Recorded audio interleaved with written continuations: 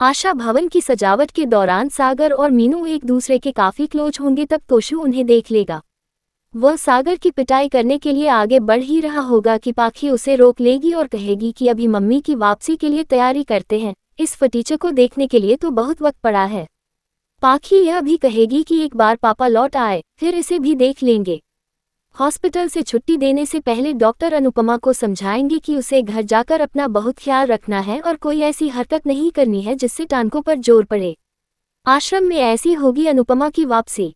अनुपमा जब आशा भवन लौटेगी तो सभी उसका भव्य स्वागत करेंगे।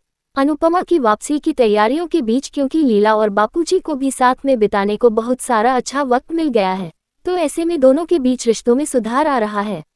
अनुपमा आशा भवन में लौटकर अपनी बेटी को वहां सभी से मिलवाएगी और आध्या भी अपनी मां से कहेगी कि अब आपको किसी चीज की फिक्र करने की जरूरत नहीं है, सब कुछ मैं संभालूंगी। सागर और आश्रम के बाकी लोग भी अनुपमा से सिर्फ आराम करने को कहेंगे। अनुपमा मान भी जाएगी लेकिन कहेगी कि एक काम है जो बहुत जरूरी है और उसको करना ही होगा। फिर से अनुज के खिलाफ जाएगी अनुपमा।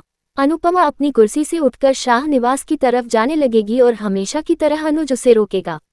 वह उसे समझाएगा कि तुम अभी लौटी हो और तबीयत ठीक नहीं है, ऐसे में उधर जाना ठीक नहीं। वह जानता है कि शाह निवास जाने का अनुपमा के लिए क्या मतलब होता है। अनुज अनुपमा को समझाएगा कि यह सही वक्त नहीं है लेकिन वह नहीं मानेगी और शाह निवास जाएगी।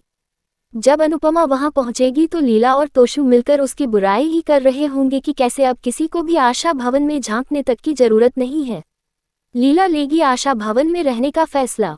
अनुपमा जाकर लीला से बात करेगी और कहेगी कि उसने बीते कुछ दिनों में मौत को बहुत करीब से देखा है। वह कहेगी कि जब इंसान मरने वाला होता है तो पूरी जिंदगी उसके सामने से एक एक सेकंड करके गुजरने लगती है। अनुपमा जब बताएगी कि जिंदगी में हम जो कुछ कमाते हैं वो रिश्ते ही तो हैं। अपनी बात को घुमाते हुए अनुपमा इस मुद्दे पर लाएगी कि अब लीला को बापूजी के साथ रहना चाहिए। अनुपमा की बात सुनकर लीला भावुक हो जाएगी और उसे गले लगा लेगी। साथ ही इस बात को मानेगी भी कि वह बापूजी के साथ रहने के बारे में सोचेगी।